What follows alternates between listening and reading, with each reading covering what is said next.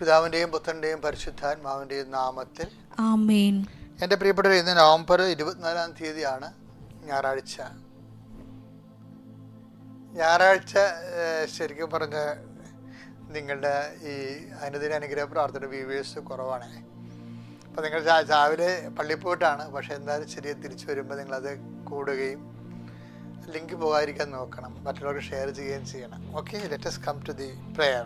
അമ്മേ പരിശുദ്ധമ്മേ, അമ്മേ പരിശുദ്ധമ്മേ, ദൈവമാതാവേ, അന്ന് അങ്ങ് കൃപാസനത്തിൽ പ്രത്യക്ഷപ്പെട്ട് വരാൻ പോകുന്ന മഹാദുരന്തത്തിൽ നിന്ന് രക്ഷപ്പെടാനും എല്ലാവർക്കും വേണ്ടി പ്രാർത്ഥിക്കുവാനും ആവശ്യപ്പെട്ടിട്ട് 20 വർഷം തികയുന്ന ഈ വേളയിൽ കൃപാസനത്തിലൂടെ ഞങ്ങൾക്കും ഈ ദേശത്തിനും അമ്മ മധ്യസ്ഥം തേടി തന്ന എല്ലാ അനുഗ്രഹങ്ങൾക്കും കൃപകൾക്കും ഞങ്ങളിപ്പോൾ ഹൃദയം നിറഞ്ഞ നന്ദി പറയുന്നു. അമ്മേ പരിശുദ്ധമ്മേ, ജപമാല മാതാവേ, സകല കൃപാസനം പ്രാർത്ഥനയോടും ചേർത്ത് ഞങ്ങളിപ്പോൾ പ്രാർത്ഥിക്കുന്ന ഈ കുടുംബത്തിന്റെ പ്രത്യേക നിയോഗം. മക്കളെ, കൃപാസനത്തിന്റെ ആസ്തിയിലാണ് നിങ്ങൾ നിയോഗം സമർപ്പിക്കുന്നത്.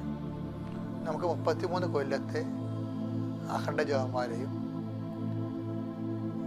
ലക്ഷക്കണക്കിന് മനുഷ്യർ പങ്കെടുത്ത 24 വർഷത്തെ ജപമാല റാലിയും കൃപാസ്ഥാനത്താരെ നടന്നിട്ടുള്ള 10,000-കണക്കിന് ആരാധനകളുണ്ട്. ഈ ആസ്തിഭദ്രതയിലാണ്, അടിസ്ഥാനത്തിലാണ് നിങ്ങൾ കൃപാസനത്തെ മധ്യസ്ഥ പ്രാർത്ഥന യാചിക്കുന്നത്. അപ്പം തീർച്ചയായിട്ടും ആ ഒരു വലിയ ഈടുവെപ്പിലേക്ക് നിങ്ങൾ നിങ്ങളുടെ നിയോഗങ്ങൾ സമർപ്പിക്കുമ്പോൾ ദൈവം ഒരിക്കലും തള്ളിക്കളയുന്നില്ല. ആ ഒരു ബോധത്തോടുകൂടി നിയോഗങ്ങൾ സമർപ്പിക്കുക.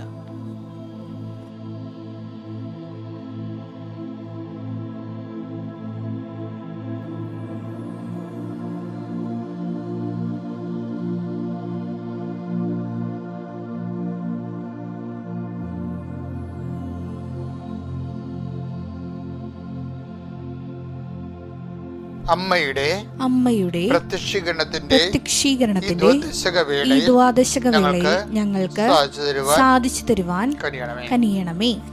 വിശ്വാസ പ്രമാണം. സർവശക്തനായ പിതാവും ആകാശത്തിന്റെയും ഭൂമിയുടെയും സൃഷ്ടാവുമായ ദൈവത്തിൽ ഞാൻ വിശ്വസിക്കുന്നു. അവിടുത്തെ ഏകപുത്രനും ഞങ്ങളുടെ കർത്താവുമായ ഈശോമിശിഹായിലും ഞാൻ വിശ്വസിക്കുന്നു. ഈ പുത്രൻ പരിശുദ്ധാത്മാവിനാൽ ഗർഭസ്ഥനായി കന്യകാമറിയത്തിൽ നിന്ന് പിറന്ന് പൊന്തിയോസ് പീലാത്തോസിന്റെ കാലത്ത് പീഡകൾ സഹിച്ച് കുരിശിൽ തറയ്ക്കപ്പെട്ട് മരിച്ച് അടക്കപ്പെട്ട് പാതാളങ്ങളിൽ ഇറങ്ങി മരിച്ചവരുടെ ഇടയിൽ നിന്ന് 3-ാം നാൾ ഉയർത്ത് സ്വർഗത്തിലേക്ക് എഴുന്നള്ളി സർവശക്തിയുള്ള പിതാവായ ദൈവത്തിന്റെ വലതുഭാഗത്തിരിക്കുന്നു. അവിടെ നിന്ന് ജീവിക്കുന്നവരെയും മരിച്ചവരെയും വിധിക്കുവാൻ വരുമെന്നും ഞാൻ വിശ്വസിക്കുന്നു. പരിശുദ്ധാത്മാവിലും ഞാൻ വിശ്വസിക്കുന്നു. വിശുദ്ധ കത്തോലിക്കാ സഭയിലും പുണ്യവാന്മാരുടെ ഐക്യത്തിലും പാപങ്ങളുടെ മോചനത്തിലും ശരീരത്തിന്റെ ഉയർപ്പിലും നിത്യമായ ജീവിതത്തിലും ഞാൻ വിശ്വസിക്കുന്നു. ആമേൻ. സ്വർഗ്ഗസ്ഥനായ ഞങ്ങളുടെ പിതാവേ, അങ്ങയുടെ നാമം പൂജിതമാകണമേ. അങ്ങയുടെ രാജ്യം വരണമേ. അങ്ങയുടെ തിരുമനസ് സ്വർഗത്തിലെ പോലെ ഭൂമിയിലും ആകണമേ. അന്നു വേണ്ടുന്ന ആഹാരം ഇന്ന് ഞങ്ങൾക്ക് തരണമേ. ഞങ്ങളോട് തെറ്റ് ചെയ്യുന്നവരോട് ഞങ്ങൾ ക്ഷമിക്കുന്നത് പോലെ ഞങ്ങളുടെ തെറ്റുകൾ ഞങ്ങളോടും ക്ഷമിക്കണമേ. ഞങ്ങളെ പ്രലോഭനത്തിൽ ഉൾപ്പെടുത്തരുതേ, തിന്മയിൽ ഞങ്ങൾ രക്ഷിക്കണമേ. ആമേൻ. നന്മ നിറഞ്ഞ മറിയമേ, സ്വസ്തി. കർത്താവ് അങ്ങയുടെ കൂടെ സ്ത്രീകളിൽ അങ്ങ് അനുഗ്രഹിക്കപ്പെട്ടവളാകുന്നു. അങ്ങയുടെ ഉദരത്തിൻ ഫലമായി ഈശോ അനുഗ്രഹിക്കപ്പെട്ടവനാകുന്നു. പരിശുദ്ധ മറിയമേ, തമ്പുരാന്റെ അമ്മേ, പാപികളായ ഞങ്ങൾക്ക് വേണ്ടി ഇപ്പോഴും ഞങ്ങളുടെ മരണസമയത്തും തമ്പുരാനോട് അപേക്ഷിക്കണമേ. ആമേൻ. അങ്ങനെ മക്കൾക്ക് വേണ്ടി പ്രാർത്ഥിക്കണേ. ഈ പ്രഭാതത്തിൽ എഴുന്നേറ്റ് നാം വിളിച്ചപേക്ഷിക്കാൻ നിങ്ങളുടെ പിതാക്കന്മാർക്ക് നൽകിയ അതേ പരിശുദ്ധാത്മാവിനാൽ ഞങ്ങളെ നയിക്കുന്നതിനോട് നന്ദി പറയുന്നു ഈശോയെ. ഇന്ന് കർത്താവ് ദിവസം ഞായറാഴ്ച അതിരാവിലെ അങ്ങയുടെ മൂർത്താവിൽ അങ്ങയുടെ അനുഗ്രഹത്തിൻ്റെ കയ്യൊപ്പ് വാങ്ങിച്ചുകൊണ്ടാണ് ഞങ്ങൾ ഞങ്ങളുടെ ജീവിത സഞ്ചാരം ആരംഭിക്കുന്നത്. ഇത് അനുഗ്രഹത്തിൻ്റെ ഒരു കാലഘട്ടവും അനുഗ്രഹത്തിൻ്റെ ദൈവത്തിൻ്റെ ഒരു സമയം കുറിച്ച ദിവസവുമാണ്. കർത്താവ് നിന്റെ വിശുദ്ധ പൗരോഹിത്യത്തെ മഹത്വപ്പെടുത്തണമേ. കർത്താവെ, സഭയിലുള്ള സാന്നിധ്യം പ്രകടമാക്കണമേ. 38 വർഷം ഞാൻ അർപ്പിച്ച കുർബാനയുടെ യുഗതിയാണ്. കൃപാസ വാഴ്ത്താറെ ജീവനോടെ പ്രത്യക്ഷപ്പെട്ട പരിശുദ്ധ അമ്മയുടെ മാധ്യസ്ഥത്തിനെ ജനകോടികൾ അനുഗ്രഹം പ്രാപിക്കുന്ന അനുഗ്രഹത്തിൻ്റെ വലിയ കാലഘട്ടത്തിന് യേശുവിനെ നാഥനും രക്ഷകനും ഏറ്റു പറഞ്ഞുകൊണ്ട് പരിശുദ്ധയുടെ മാധ്യസ്ഥത്തിലെ ശിരസ് കുനിച്ചു നിൽക്കുന്ന എല്ലാ മക്കളുടെ മേലും നിന്റെ തിരുമുറുവാർന്ന് ആണിപ്പെടുതാർന്ന് വലതുകര സ്പർദ്ധിപ്പിക്കണമെന്ന് പ്രാർത്ഥിക്കുന്നു. വൈദ്യാഘാതം പോലെ ദൈവികമായ ശക്തി അവരുടെ മക്കളിലേക്ക് ആവശ്യിക്കട്ടെ. അവരുടെ മനസ്സിലെ, അവരുടെ ആത്മാവിലെ, അവരുടെ ശരീരത്തിലെ കർത്താവിൻ്റെ കൃപ ചൊരിയട്ടെ. കർത്താവെ, അങ്ങയുടെ മക്കൾ ഇന്ന് ഭാരപ്പെടുന്ന വിഷയങ്ങൾ, ഇന്നത്തെ യാത്രകൾ, ഇന്നത്തെ അടിയന്തരങ്ങൾ, പല പല അടിയന്തരങ്ങൾ ഇന്ന് സെറ്റ് ചെയ്തിട്ടുണ്ട് ഈശോയെ. ആ ഭവനങ്ങളിലേക്ക് പോകാൻ യാത്ര തിരിക്കുന്നവരുണ്ട്, കുർബാനയും കഴിഞ്ഞ് അങ്ങോട്ട് പോകാമെന്ന് വിചാരിക്കുന്നവരുണ്ട്. ഈശോ ചില ബിസിനസ് ട്രീറ്റുകൾ നടത്തുന്ന ആൾക്കാരുണ്ട്. കർത്താവിൻ്റെ ദിവസമാണെങ്കിൽ പോലും ചിലത് മാറ്റിവെക്കാൻ പറ്റാത്ത ചില ഏടാകൂടങ്ങളിൽ ചെന്ന് അങ്ങയുടെ മക്കൾ ചാടിയിട്ടുണ്ട്. അവിടെ എല്ലാം കർത്താവ് കുർബാന പോലും കൂടാതെ ആൾക്കാർ ഇടിച്ചു തല്ലി പോണവരുണ്ട്. അങ്ങനെയുള്ളവർക്കെല്ലാം മനഃശാന്തം നൽകിക്കൊണ്ട് കർത്താവിൻ്റെ ദിവസം കർത്താവിന് കൊടുക്കാനുള്ളത് കർത്താവിനും സീസണിന് കൊടുക്കാമെന്ന് പറഞ്ഞ കർത്താവിൻ്റെ നാമത്തിൽ പ്രാർത്ഥിക്കുമ്പോൾ ഈശോയെ എവിടെയെല്ലാം ഞങ്ങൾക്ക് മിസ്റ്റേക്ക് സംഭവിച്ചിരിക്കണത് അതെല്ലാം തിരുത്തപ്പെടുവാനും ഒന്നാം സ്ഥാനം ദൈവത്തിന് കൊടുക്കുവാനും ദൈവത്തിൻ്റെ കാര്യം കഴിഞ്ഞിട്ട് മാത്രം കർത്താവ് മറ്റു കാര്യങ്ങൾ ആകാനുള്ള ദൈവികമായ വിവേചന ശക്തി അവരുടെ മക്കൾക്ക് നൽകണം പ്രാർത്ഥിക്കുന്നു. ഈശോയെ, മക്കൾ ഓർത്ത് വേദനിക്കുന്ന മാതാപിതാക്കന്മാരുണ്ട്, മക്കളുടെ ഏടാകൂടങ്ങളിലെ ബന്ധങ്ങളിൽ ചാടിയവരുണ്ട്, മക്കളുടെ ഈ ഡിപ്രഷൻസ് അനുഭവിക്കുന്ന മാതാപിതാക്കന്മാരുണ്ട്, മക്കളുടെ പലതരത്തിലുള്ള രോഗങ്ങൾ, അവർക്ക് പഠിക്കാൻ പറ്റാത്ത അവസ്ഥകൾ, അവർ ചെന്ന് ചാടിയിരിക്കുന്ന ചതിക്കുഴികൾ, അവരുടെ ജീവിതത്തിൽ എടുത്തിരിക്കുന്ന തെറ്റായ തീരുമാനങ്ങൾ, ഇതുമൂലം അതിൻ്റെ ആവിയും പുകയും അനുഭവിക്കുന്ന മാതാപിതാക്കന്മാർ കർത്താവ് പരസ്പരം പഴിചാരി ഹൃദയത്തിൽ ഭാരം കൂട്ടുന്നവരുണ്ട്. അവരെ എല്ലാം ദൈവത്തിൻ്റെ കൃപയ്ക്ക് സമർപ്പിക്കുന്നു, മാതാവിൻ്റെ മധ്യ സമർപ്പിക്കുന്നു. ഞങ്ങൾക്ക് തന്നെ നീന്തിയിട്ട് കർത്താവ് കരകയറാതെ കൈയും കാര്യം തളരുന്നവരെ കാണിച്ചു തരുന്നുണ്ട് കർത്താവ്. അവരെല്ലാം അമ്മേ ദൈവമേ നീ തന്നെ പൊക്കിയെടുക്കണേ പ്രാർത്ഥിക്കുന്നു. അവിടെ കഴിവുകൊണ്ടല്ല, അങ്ങയുടെ കൃപ കൊണ്ട് അവരെ അങ്ങ് ഉയർത്തണമെന്ന് പ്രാർത്ഥിക്കുന്നു. എൻ്റെ കർത്താവ് കുഞ്ഞുമക്കളെ പോറ്റുന്നവരുണ്ട്, കുഞ്ഞുമക്കളുടെ രോഗങ്ങളായിട്ട് ആശുപത്രിയിൽ കഴിയുന്നവരുണ്ട്, കുഞ്ഞുമക്കളുടെ രോഗങ്ങൾക്ക് കർത്താവ് രോഗം കണ്ടുപിടിക്കാൻ പറ്റാത്ത പേരിൽ മാതാപിതാക്കന്മാരെ വേദനിക്കുന്നവരുണ്ട്. കർത്താവ് എന്തൊക്കെ ചെയ്യണമെന്ന് അറിയാൻ പാടില്ലാതെ ഏത് ആശുപത്രിക്ക് പോകണം, ഏത് ഡോക്ടറിനെ കാണണം, എന്ത് മരുന്ന് കഴിക്കണം, എല്ലാ വിഷയത്തിലും കൺഫ്യൂഷൻ ഉള്ളവരുണ്ട്. അവിടെ എല്ലാം കർത്താവ് നിൻ്റെ ചൈതന്യം, നിൻ്റെ ശക്തി, നിൻ്റെ ഇടപെടലുണ്ടാകണം പ്രാർത്ഥിക്കുന്നു.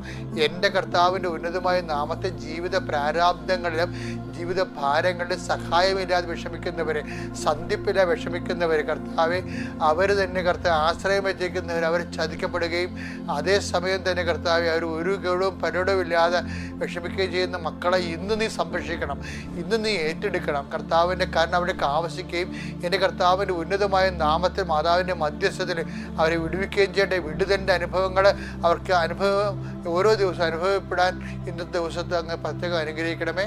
നിത്യം പിതാവും പുത്രനും പരിശുദ്ധാത്മാവായ സർവ്വീശ്വരനെ നയിക്കുക.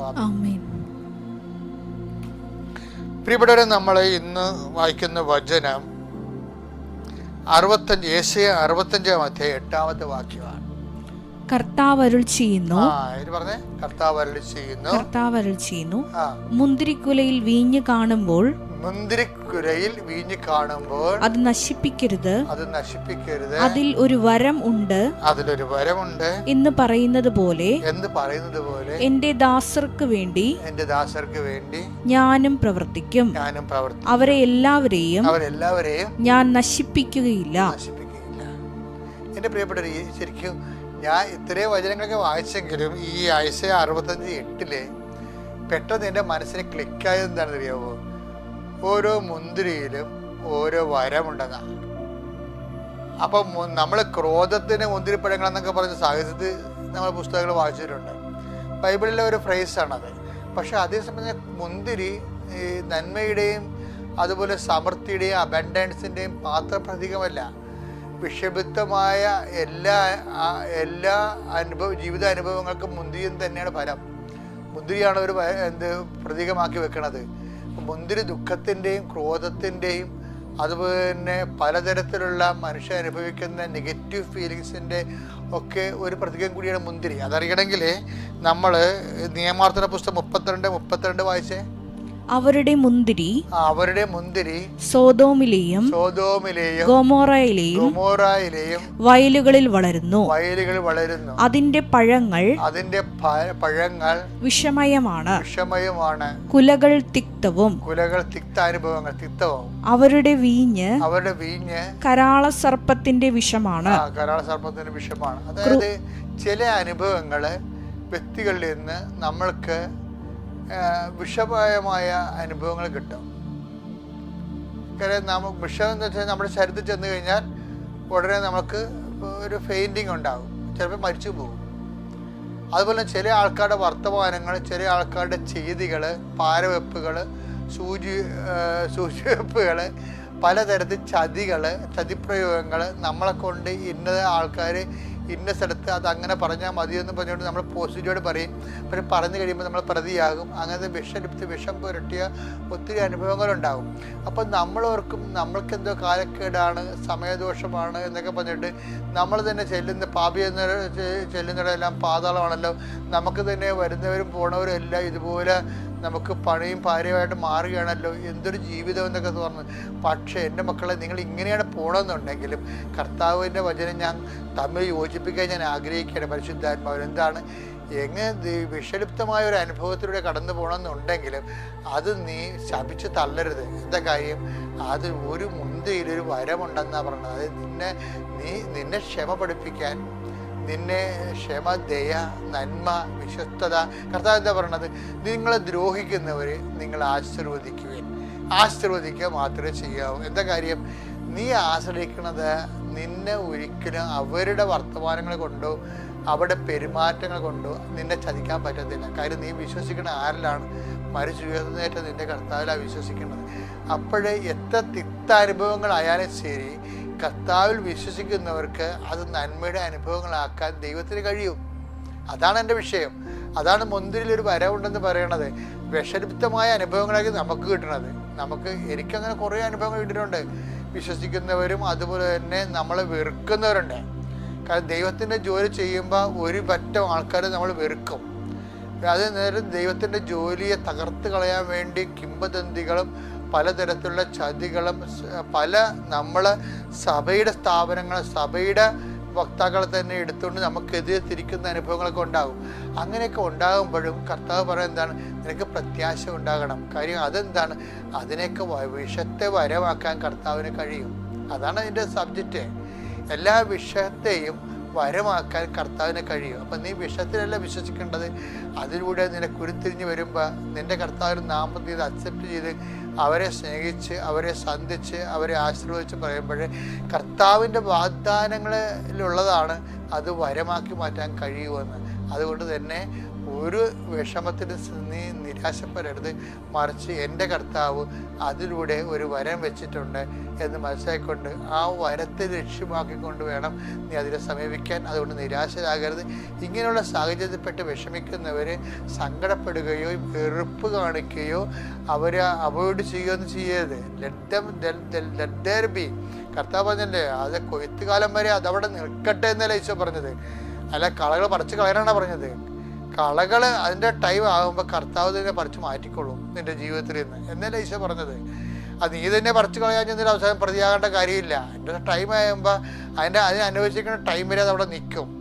പക്ഷെ അത് കഴിയുമ്പോൾ കർത്താവ് തന്നെ നിൻ്റെ ജീവിതത്തിൽ നിന്ന് കള പറിച്ച് കളഞ്ഞോളും. അപ്പം കർത്താവ് കള പറിക്കുന്ന കാലമായി നോക്കി പാർത്തുകൊണ്ടിരുന്നാൽ മതി. അതിനൊക്കെ അനുഗ്രഹമാക്കി കർത്താവ് മാറ്റുകയും ചെയ്യും. അപ്പോഴും നിൻ്റെ വചനം, കർത്താവിൻ്റെ വചനത്തിലെ വേരൂന്നിക്കൊണ്ട് ദൈവത്തിൻ്റെ സാക്ഷിയായി, സ്നേഹത്തിൻ്റെ സാക്ഷിയായി നിലനിന്നുകൊണ്ട് അതിനെ വിഷത്തെ വരമാക്കാൻ കർത്താവ് നിങ്ങളെ സഹായിക്കട്ടെ.